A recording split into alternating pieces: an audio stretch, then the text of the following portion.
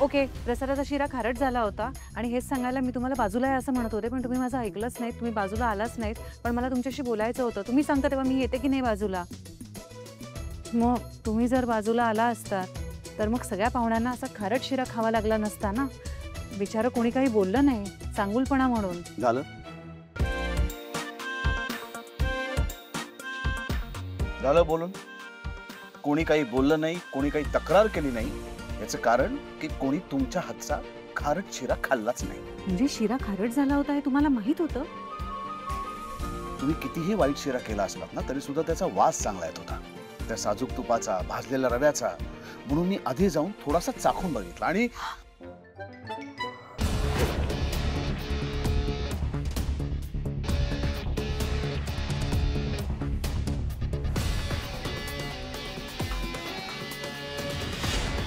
नशीब माझं की मला आधी थोडासा शिरा खायची बुद्धी झाली, त्यामुळे मला कळलं.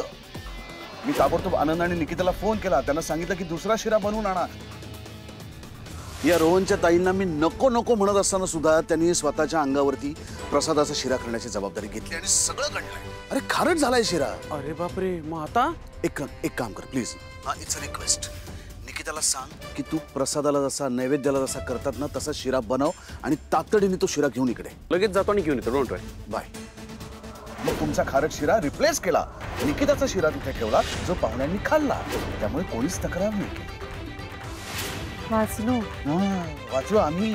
आमची लाज निघाली असती सगळ्यांची. हो, म्हणजे माझ्याकडून शिरा खारट झाला होता ही खूप मोठी चूक झाली आणि प्रसादाचा शिरा मला माझ्या हाताने बनवता नाही आला ह्याचंही खूप वाईट वाटतंय. पण अहो हे कसं झालं? मला ना हेच काही कळत नाहीये की हे माझ्याकडनं असं कसं झालं. आणि हे जर तुमच्या वेळीच लक्षात आलं नसतं तर केवढा मोठा अनर्थ झाला असता. मलाही हे कळत नाही की तुम्हाला एकही काम करणं कसं धड जमत नाही, तरी सुद्धा तुम्ही या सगळ्या जबाबदाऱ्या स्वतःच्या अंगावरती घेता. असं का बोलताय तुम्ही? मी मुद्दाम नव्हतं केलं आणि मी माफी मागते ना मनापासून. झालं हे दरवेळेस माफी मागितली की झालं, पण त्यांनी झालेलं नुकसान भरून येणार आहे का? आज जर आलेल्या पाहुण्यांनी तुमच्या हातचा खारट शिरा खाल्ला असता तर आमच्या सगळ्यांची मान शर्मेने खाली झुकली असती. निदान अशा वेळेस तरी तुमचा धांदरटपणा कमी करायचा.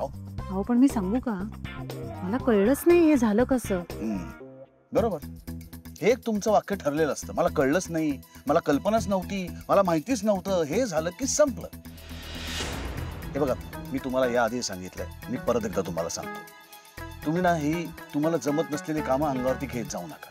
हा, आणि ही असली कामं करून तुम्हाला जर असं वाटत असेल की तुम्ही मला इम्प्रेस करताय किंवा घरातल्या कोणाला इम्प्रेस करताय तर तसं काहीही होणार नाही. या घरामध्ये उत्तम आणि व्यवस्थित काम करणारी अनंत माणसं आहेत. तुम्ही फक्त नुसत्या उभ्या राहा. हे असलं काही करायची गरज नाही. आणि आज जे काही घडलंय ना त्याच्यासाठी तुम्ही कितीही नाही म्हणालात तरी सुद्धा मी तुमच्यावरतीच जबाबदारी देणार. मला माहिती नाही असं झालं तरी सुद्धा जबाबदारी तुमचीच, कारण हा प्रसादाचा शिरा करायची जबाबदारी तुम्ही स्वतःहून ओढून घेतली होती. त्यामुळे ही जबाबदारी तुमचीच. हो हो.